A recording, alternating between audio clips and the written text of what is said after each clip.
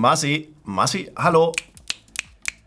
Was los? Kannst du mal umschalten? Ich würde auch gerne zu sehen sein. Ach so, ja, klar.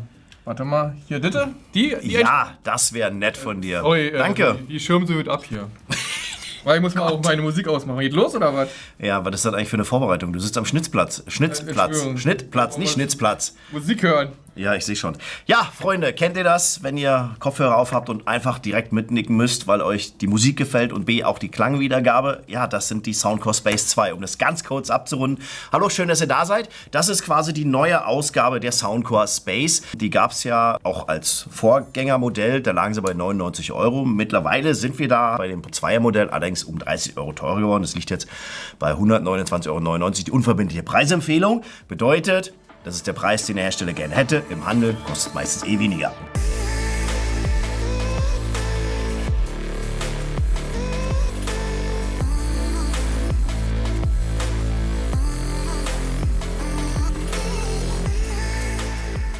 Wenn wir jetzt einfach von der Produktpalette ausgehen und hier von den Soundcore Space 2 sprechen, sehen wir dann, dass die Soundcore One Pro, die liegen übrigens oder lagen bei unverbindlichen Preisempfehlungen von 200 Euro, optisch sehr, sehr ähnlich sind.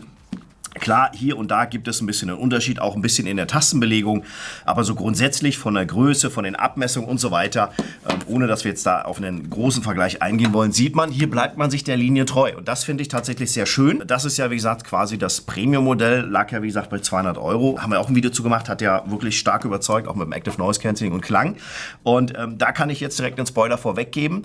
Die Space 2, die ich jetzt hier liegen habe, gibt es einerseits in verschiedene Farben, habt ihr bei Marci auf dem Kopf vielleicht gerade schon gesehen, und andererseits, trotz dessen, dass sie jetzt günstiger sind, müssen die sich klanglich vor dem Pro-Modell nicht wirklich verstecken. Das sind wirklich nur marginale Unterschiede im Klang, was dort die Klangcharakteristik und Abstimmung angeht, wo man dann wirklich so sagen kann, muss ich denn jetzt mehr dafür ausgeben oder reicht mir das? Es sei denn, ihr wollt bestimmte Features haben, die vielleicht nur beim Pro-Modell sind, aber wenn es jetzt nur rein um das Hören geht, über Bluetooth oder über Kabel, dann habt ihr hier eigentlich alles mit bei, weil Hi-Res Audio wird unterstützt, also LDAC, zumindest unter Android.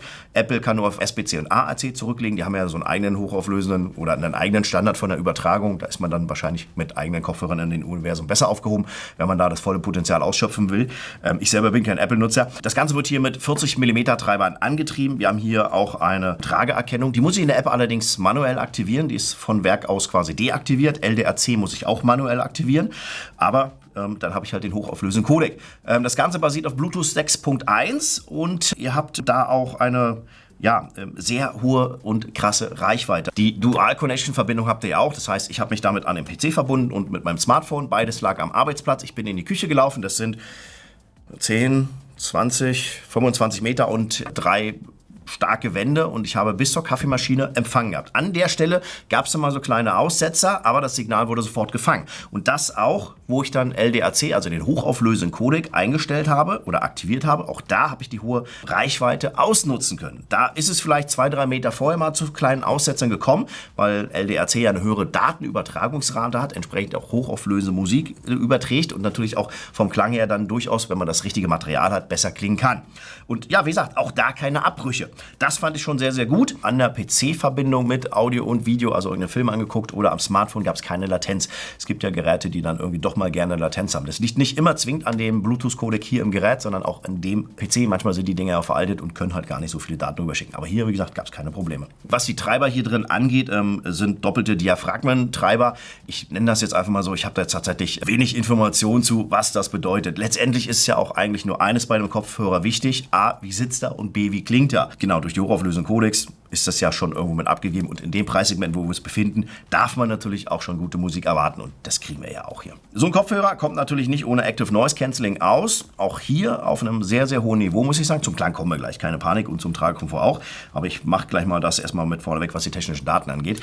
4-stufiges Active Noise Cancelling, ihr könnt einen Transparent-Modus anmachen, da habt ihr aber einen Grundrauschen drin, weil die Mikrofone, die 3 Stück, die hier drin verbaut sind, natürlich Außensignale aufnehmen und irgendwo nach innen weitergeben, weil die Sonne nicht abschirmt und dadurch hat man immer einen Grundrauschen und man hat auch zum Beispiel SZ und Zischlaute, die sind da ein bisschen dominanter im Ohr, das liegt einfach an der Mikrofontechnik, aber man kriegt halt von außen was mit. Habt ihr Active Noise Cancelling aktiviert, ja, dann schirmt ihr euch wieder komplett ab. Ich habe jetzt neben dem Josh gestanden, der war auf dem Laufband und das surrt und pfeift ja auch so vor sich hin, war komplett weg. Ich habe meinen Schlüsselbund genommen, habe das auf den Tisch geknallt und das Klimpern, die Hochtöne, irgendwo kommen sie noch mit durch, aber alles, was Tiefton ist, was wiederkehrend ist und so weiter, das wird gut rausgefiltert. Und dann den Flugzeugtest kennt ihr vielleicht auch, kann man ja sich quasi in eine Flugzeugkabine setzen und hat man dieses Rauschen, Vibrieren, Motorsummen und so weiter. Und auch da kommen nur eher so die Hochtonbereiche mit raus. Das heißt, Active Noise Cancelling arbeitet hier wieder so, wie es soll, natürlich klar in den tieferen Bereichen und nimmt das weg, was man nicht hören will, also wiederkehrende, monotone, tiefende, brummende Sachen. Das funktioniert sehr gut und da fand ich das dann im Gesamtakustik auch sehr gut. Wenn einem das vielleicht nicht ganz ausreicht, wenn man hier auch Musik auf den Kopfhörern anhat, dann hört man von der Umgebung her sowieso schon nichts mehr. Also die schirmen tatsächlich ziemlich stark ab. Bevor wir dann zum Tragekomfort kommen, einmal kurze Bedienelemente, das sind nicht viele, also keine Panik. An, aus, lange halten, Bluetooth-Konnektivität. In der App könnt ihr dann halt quasi das zweite Gerät mit verbinden und euch koppeln. Dann gibt es hier den Noise Cancelling Button, also da macht es richtig bum bum, ein richtig tiefer Basston und ihr hört, dass ihr zwischen Transparentmodus oder dem Active Noise Cancelling gewechselt habt. Also wirklich ein tiefer Ton, da war ich sehr überrascht. Wir haben hier einen USB-Typ-C-Port zum Beladen des Akkus. Der Hersteller sagt 50 Stunden mit Active Noise Cancelling und ohne Noise Cancelling bei 70 Stunden, allerdings nur bei Hälfte der Lautstärke. Wenn ihr volles Ballett gebt, macht auch Spaß, ist auch sehr laut und das schirmt wirklich gut ab. Dann habt ihr natürlich eine geringere Laufzeit, aber von, ich sag mal, 25, 30 Stunden kann man noch immer noch ganz locker sprechen. Wir haben eine 3,5er Klinke, könnt ihr natürlich auch per 3,5er Klinke nutzen, wenn ihr das wollt. Dann gibt es hier einen Play- und Pause-Button und einen Plus- und Minus-Button für die Lautstärke. Dann haben wir quasi noch einen Multifunktions-Button, wo wir dann die Taste einfach halten können und dann zum Beispiel einen Sprachassistenten starten oder die KI-gestützte Sofortübersetzung. Das zeige ich euch dann aber gleich in der App. Ansonsten, wie gesagt, ist hier gekennzeichnet, links, rechts, wie gesagt, hier die Sensorik für die Trageerkennung, große weiche Polster, auch am Kopf ist es gut abgeschirmt und gepolstert. Das Ganze ist auch hier aus Metall gefertigt. Das Ganze ist ja dreh- und kippbar. Wenn wir das ausziehen, sehen wir auch hier Metallscharniere verschraubt. Auch hier steht mal R drauf für die rechte Seite. Dann könnt ihr die auch quasi klappen und zusammenpacken. Wenn ich jetzt richtig gelesen habe, Vorbesteller kriegen sogar noch einen Case mit dazu. Das liegt normalerweise nicht mit bei. Es liegt bloß so ein kleiner Stoffbeutel mit bei. Und wie gesagt, alles vernünftig hier oben abgepolstert. Und ja, wie gesagt, sieht schon vernünftig aus. Aber des Gewichtes wegen ist das alles aus Kunststoff bestehend. Aber wie gesagt, sieht trotzdem vernünftig aus. Und Tragekomfort, ja, die schirmen ab. Ich habe jetzt den Transparentmodus an, das heißt, ich höre mich jetzt selber. SZ-Zischtöne, wie ich schon gerade gesagt habe, die hört man ein bisschen doller mit raus. Habe ich dann irgendwie aber noch Musik an und so weiter, fällt es aber nicht auf. Genau, vom Sitz her, die sind sehr, sehr bequem, sehr angenehm. Die Ohren passen halt unter diese Polster. Brillenträger können das tragen. Wenn es mal warm wird, kommt man aber trotzdem auch ins Schwitzen. Also mir ist das heute im Büro, war mir irgendwie dann ganz schön warm und dann hatte ich auch hier so ein bisschen die Schweißperlen drauf. Da muss man manchmal ein bisschen lüften und man merkt auch hier so ein Zischen. Also da ist wirklich so ein kleiner Unterdruck, der entsteht.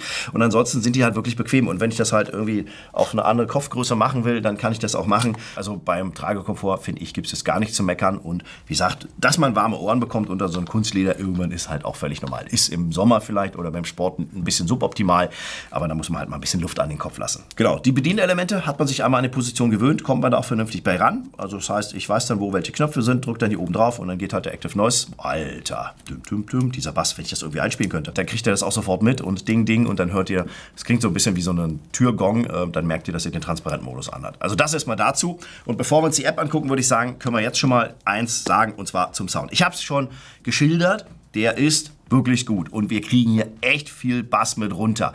Wenn ihr irgendwie eine große Musikpalette habt und auch Hi-Res Audio zu Hause habt oder einfach im Web ein bisschen rumsucht. Es gibt so eine Website, die nennt sich Audiophile mit P-H-I-L-E, also Audiophile eigentlich. Die haben hochauflöse Musik und da habe ich zum Beispiel No Sanctuary Here von Chris Jones angehabt. Und das fängt mit einer tiefen Bassgitarre an und wo ich dachte so, oh krass, die ist aber tief. Und dann kommt da noch so eine männliche, heißt es sonore Stimme dazu, also eine sehr tiefe Stimme, die so ein bisschen summt. Und da war bei mir so wirklich so Gänsehaut-Feeling mit bei. Also einerseits, weil Mitten- und Hochtöne vernünftig abgestimmt sind, nichts davon ist zu dominant. Es gibt ein paar Musikstücke, wo man sagen kann, SZ-Zischlaute sind auch hier ein bisschen, nur ein bisschen zu dominant oder ein bisschen zu markant, nennen wir es mal. Aber den Bass, und das ist ja das Fundament eines guten Musikstücks, ist ja, wenn da unten irgendwie was aus dem Keller drückt und ihr das auf die Ohren kriegt, dann macht das Laune. Und ich hatte mir auch Long After Your Gun von Chris Jones angehört und auch da kommt so eine Bassgitarre nach 17 Sekunden ungefähr, wenn ihr mal reinhören wollt, die auch so brutal tief spielt, wo du sagst so, boah krass, das scheppert richtig. Also nicht scheppern, sondern es hat wirklich Tiefgang. Und dann kommen halt die Stimmen dazu und die Instrumente noch dazu. Das heißt, wenn dort Gitarrensaiten angeschlagen werden, dann hörst du halt dieses Zingen und das Nachflimmern sozusagen. Du hörst die Stimmen. Manchmal, wenn du dich darauf konzentrierst, auch dieses Lippenschmatzen, wenn die einen neuen Satz ansetzen. Das ist also sehr gut abgestimmt von Werk aus. Also das ist wirklich das Soundcore-Profil, was da drauf ist. Ihr könnt auch den Equalizer benutzen oder andere Settings nutzen, aber das Standardprofil macht schon richtig Laune. Gerade auch so kleine und feine Details, die kriegt man auch schon mit. Hier fehlt es mir aber wirklich so ein bisschen an einer mehr Prägnanz und einer mehr ausgearbeiteten Auflösung oder so, weil da musste ich mich schon sehr, sehr stark drauf konzentrieren in bestimmten Musikstücken, dass da, wenn ich weiß, da kam so ein Echo dann von hinten rum, dass ich das dann auch wahrnehme. Also so für nebenbei Musik hören ist Hi-Res-Musik wahrscheinlich eh nicht gemacht, sondern da muss man sich schon wirklich darauf konzentrieren, um auch wirklich alle Facetten der Musik dann einfach mitzubekommen. Und wenn ihr die auf dem Kopf habt, ihr habt auch wirklich so ein schönes Links-Rechts, also wirklich mittendrin und auch teilweise eine relativ breite Bühne, die dabei entsteht. Und das macht schon wirklich Laune. Wenn ihr wollt, könnt ihr, wie gesagt, die ganzen Settings anpassen. Was ich gut finde, ist, ihr habt auch hier ID wieder mit bei. Bedeutet, ihr könnt einen Soundtest durchführen in der App und überprüfen lassen, was gefällt euch persönlich am besten. Und wenn dann das durch ist, habt ihr genau das, was auf eure Ohren in euren Ohren sehr gut klingt, beziehungsweise auch kleine Defizite, wie zum Beispiel, ihr habt vielleicht einen kleinen Verlust im Hochtonbereich, dann wird das ein bisschen hochgepegelt, sodass das bei euch dann auch wieder ankommt und dann nehmt ihr auch das alles wahr, was man soll. Sehr geiles Ding, dafür muss man dann aber registriert sein. Normalerweise kannst du die App auch benutzen, ohne dass du registriert sein musst. Also wie gesagt, klanglich muss ich sagen, haben die mich komplett abgeholt. Und ich habe ja gesagt, ich habe die One Pro auch nochmal hier mit am Start. Für diejenigen, die vielleicht haben oder unseren Videos folgen, ich habe ja gesagt, so ein bisschen so die Referenz im letzten Jahr im unter 200-Euro-Bereich, da hat Soundcore extrem gut abgeliefert. Und da ist natürlich auch die berechtigte Frage, okay, die kosten 200 UVP, die kosten jetzt 130. Wie sieht es jetzt mit dem Klang im Vergleich aus? Und hier muss ich wirklich sagen, ich weiß nicht, wie Soundcore das gemacht hat oder warum sie es so gemacht haben. Die Unterschiede vom Space 2 zum One Pro sind wirklich so marginal, dass hier der Tiefton manchmal noch ein bisschen besser sitzt und der Klang nochmal ein Stückchen wärmer ist und manche SZ-Zwischenlaute dann halt nicht so prägnant im Ohr sind, sondern eher ein bisschen feiner und sauber klingen und dann nicht so rausspitz raushören. Also ich glaube, ihr wisst, was ich meine, ne? Wenn es so schrill wird, das ist bei dem Pro-Modell einfach ein bisschen besser abgestimmt. Aber wirklich, es ist nur so ein kleiner Unterschied. Auf Active Noise Cancel Co. will ich es nicht eingehen, weil es sind letztendlich Kopfhörer und wenn man Musik aufhat, dann ist Active Noise Cancel nur noch ein Beiwerk, weil die Musik ja quasi die Lautstärke vorgibt. Aber da war ich sehr überrascht, dass hier einfach die Unterschiede gar nicht so groß sind, wie man das vielleicht erwartet. Vielleicht liegt es auch ein bisschen an meiner Musik und an dem, wie ich was höre, oder meine Ohren selber können das vielleicht gar nicht anders wahrnehmen. Wie ich schon mal sage, Musik ist ein absolutes subjektives Ding. Kopfhörer, Klang, das müsst ihr für euch selber ausprobieren, was euch gefällt. Und wie gesagt, aufgrund des Equalizers könnt ihr da drauf zugreifen und alles anpassen. Ich habe auch gesagt, wir haben Mikrofone hier drin. Ich habe aber eine Soundaufnahme am PC aufgesetzt und aufgenommen. Die spielen wir jetzt einfach mal ein. So, kurzer Audiotest. Ich habe hier die Soundcore Space 2 auf den Ohren, stehe am PC, quatsche gerade mit rein, habe momentan den Transparent-Modus mit an. Das sollte natürlich keinen Unterschied für die Aufnahme machen, aber kurz den AC-Modus mit an. Und ja, das, was dabei rauskommt, hört ihr jetzt. Und dann hatte ich noch eine bei WhatsApp für mich selber aufgenommen. Smartphone mit WhatsApp, auch hier die Soundcore Space 2 auf meinen Ohren. Auch hier quatsche ich rein und dann habt ihr den Eindruck, wie das Mikrofon klingt. Ich glaube, man hört, dass das Mikrofon ziemlich gut klingt. Ich habe jetzt aber natürlich keine Vergleiche, wie das am Hauptbahnhof in Köln ist, wenn da hier die FIBO gerade ist und da 10.000 Leute rumlaufen und ich dann ein Gespräch führen will. Da wird dann die Hintergrund-Rauschreduzierung und Co. natürlich irgendwann auch überfordert sein und auch da wird ein bisschen was von reinkommen. Aber ich hatte auch jetzt hier mal ein Telefongespräch gehabt und es war im Büro relativ laut. Das wurde vernünftig rausgefiltert im normalen Rahmen. Aber wenn ihr halt in extrem belebten Stellen seid, dann kann das manchmal dazu führen, dass es halt nicht mehr so funktioniert, wie es soll. Aber die Verständlichkeit mit einem Telefon am Ohr wäre da ja auch nicht anders, weil ja alles dann quasi mit reindringt. Also auch hier Mikrofone für Active Noise Cancel, für das Mikrofon selber, für die Gesprächsqualität, muss ich sagen, auch hier gut abgeliefert. Kann man auch nicht meckern, wie man so typisch deutsch sagt. Die Verbindung per Bluetooth wird schnell hergestellt. Habt ihr gerade gesehen, habe Bluetooth angemacht und bupp, sind sie verbunden. Hier unten haben wir dann die Möglichkeiten, dann auch die sogenannten White Noises zu benutzen. Das heißt, wer schlecht einschläft, kann sich hier Musik zwitschern, Regen, Feuer am Lagerfeuer und ähnliches anmachen und dann geht das irgendwann aus. Ihr habt hier halt auch eine KI übersetzt Übersetzung. Man kann, wie gesagt, mit dem Tastendruck dann hier diese Echtzeitübersetzung aktivieren und dann habe ich jetzt Deutsch in Spanisch zum Beispiel und wenn die App dann aber muss zusätzlich mit an sein, könnt ihr dann das halt direkt übersetzen lassen. Ein kleiner Punkt ist aber, hier steht für kurze Zeit gratis, irgendwann wird das dann kosten, aber die Face-to-Face-Übersetzung, die könnt ihr mit Soundcore-Kopfhörern jeglicher Art aber komplett durchführen und das hat auch gut funktioniert. Genau, dann hat man hier noch so einen Shop und ein paar Insights und so weiter, das ist jetzt eher unwichtig. Klickt ihr drauf, seht ihr, LDAC ist aktiviert, ich habe noch 40% Akku und das ist jetzt, glaube ich, im Betrieb nach einer Woche. Ihr habt hier die Möglichkeit Transparentmodus, Normalmodus und die Geräuschunterdrückung könnt ihr machen. Es gibt Tipps zur Verwendung, dann wird hier quasi in einem Browser kurz geöffnet, könnt ihr dann gucken und wie gesagt, entscheidend ist dann hier zum Beispiel das Sound-Setting. Ihr könnt 3D-Sound mit aktivieren, wenn ihr Bock drauf habt. Ich bin jetzt nicht so der Fan von Hero ID, habe ich gerade erklärt, da wird halt einfach das Ganze ermittelt und auf euer Ohr und auf eure Hörgewohnheiten angepasst. Und wenn ihr halt irgendwie akustisch Bass reduzieren oder andere Settings haben wollt, habt ihr hier eine Auswahl. Ich persönlich finde die meisten davon aber jetzt nicht so besonders gut. Ich bleibe immer bei der Soundcore Signature oder wer Bock hat, kann halt hier mit dem Neunfeld Equalizer dann halt einfach dann auch seine Settings so anpassen, wie ihr es braucht. So, das mal ganz kurz dazu. Es gibt nochmal in dem Bereich die Trageerkennung. Die müsst ihr, wie gesagt, aktivieren. Und auch beim Klangmodus müsst ihr hier LDAC manuell aktivieren. Dann startet das Gerät auch neu, beziehungsweise lädt nochmal ganz kurz ein Update runter. Hier haben wir die KI-Chat-Einstellung, wenn man das benutzen möchte. Hier haben wir die duale Verbindung. Und da müsste mein PC jetzt da sein. Genau, der ist jetzt aber zu weit weg oder beziehungsweise jetzt ist deaktiviert, weil er jetzt gerade nichts abspielt. Und dann kann ich hier die Quellen durchwechseln, beziehungsweise ich habe hier auf automatischen Wechsel eingestellt, weil vorher war die manuelle Steuerung da und dann musste man das halt immer manuell umstellen. Und das ist ja auch, braucht man auch nicht. Und ansonsten könnt ihr Updates ziehen und nochmal ein paar Tipps oder Anfänger-Leitfäden euch angucken. Und das war's. Also die App selber ist, wie gesagt, grundsätzlich kostenlos zu benutzen. Habt ihr aber bestimmte Settings wie das Hero ID, müsst ihr euch anmelden. Ist man sowieso in dem Universum unterwegs, dann habt ihr wahrscheinlich so oder so einen Account. Das vielleicht kurz zur App, die funktioniert gut, ist umfangreich und macht das, was sie soll. Ja, Soundcore Space 2. Also, wie gesagt, frisch rausgekommen. Ich freue mich immer, wenn wir die vorstellen können. Macht wirklich Laune. Soundcore kennt ihr schon. Die liefern einfach ab. Und das meistens in Preissegmenten, wo man sagt, ja, das ist noch bezahlbar. Wie gesagt, die kosten jetzt unverbindliche Preisempfehlung 30 € mehr als der Vorgänger. Bieten auch einen besseren Klang, ein besseres Active Noise Cancelling und so weiter und so fort. Wer die Vorgänger hat, wird wahrscheinlich sagen, ja, gut, okay, lohnt sich für mich nicht. Ob das jetzt für euch zu teuer oder zu günstig ist, das müsst ihr natürlich entscheiden. Letztendlich ist es halt so, es muss auf den Kopf passen, es muss in den Ohren klingen, es muss Spaß machen und die haben mir auf jeden Fall richtig viel Spaß gemacht, weil ich halt wirklich meine Musik durchgehört habe und dann immer wieder so mitgewackelt habe und das passiert nicht bei jedem Kopfhörer, sondern hier war wirklich so, boah, das hört sich gut an, das hört sich natürlich an und das macht wirklich Laune auf den Ohren und selbst wenn du die dann abnimmst nach längerem Tragen, ist es halt so, dass du keine andere Umgebungsgeräuschwahrnehmung hast, wie es manchmal bei günstigen, sehr günstigen oder nicht so gut abgestimmten Kopfhörern ist, wo du die abnimmst und merkst so, irgendwas klingt jetzt hier anders, weil du dich halt an den schrägen Sound der Kopfhörer gewöhnt hast. Ist hier nicht der Fall. Also wie gesagt, mir haben sie sehr gut gefallen und wie gesagt, im Vergleich zu dem Pro-Modell gibt es nicht mal riesengroße Unterschiede. Das fand ich sehr, sehr beeindruckend.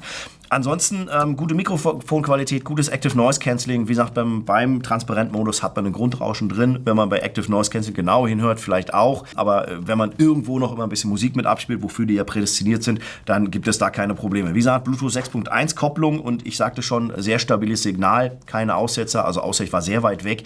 Das hat mir auch wirklich gut gefallen. Und für die Leute, die wirklich einen kernigen, tiefen Bass suchen, ist das auf jeden Fall eine sehr, sehr gute Wahl. Das hat mich wirklich gut abgeholt und bei den Songs, die ich hier gerade mit angesprochen habe, da merkst du wirklich so, wie die unten dann richtig reingehen. Klar, auch mit Techno und Metal oder irgendwas könnt ihr euch natürlich auch reinziehen, aber da liegt es natürlich immer mit an den Musikstücken. Manche sind ja ein bisschen dreckig und schmutzig abgestimmt und dann kann so ein Kopfhörer manchmal vielleicht auch nicht wirklich so überzeugen, weil einfach die Musik nicht so gut ist. Hi-Res und Co. ist alles mit bei. Was ich schade finde, ist, dass wahrscheinlich irgendwann die Folgekosten für die KI-Unterstützung sein werden, für diese direkte Übersetzung. Noch ist es kostenlos und ansonsten gibt es ja auch Alternativen dazu. Ah ja, Latenz, Bluetooth, genau. Am PC und Videowiedergabe oder am Smartphone keine Latenz. Mehr habe ich nicht, tatsächlich. Also ja, letztendlich ist es Anchor oder Soundcore bei Anchor, man kennt es, die machen was und es funktioniert. Und wenn einem der Preis nicht schmeckt, wartet man auf Angebote und hier irgendwie Black Friday oder einen Cyber Monday oder irgendwas anderes wird demnächst sowieso wieder kommen. Und dann könnt ihr auf jeden Fall hier bei denen, meiner Meinung nach, bedingungslos zuschlagen, wenn das euer Preisgefühl ist und ihr auch mit der Optik klarkommt und euch das alles gefällt, dann macht ihr auf jeden Fall nichts mit falsch. Eure Erfahrung zu Anchor oder / Soundcore könnt ihr natürlich auch gerne mal schildern. Ich bin gespannt, welche ihr benutzt, mit welchen ihr zufrieden seid, ob ihr in den unteren Preissegmenten seid oder in den höheren Preissegmenten oder ob es da für euch Alternativen gibt. Schreibt es gerne rein. Ich freue mich drauf und damit bin ich dann auch raus. Macht's gut. Bis dann.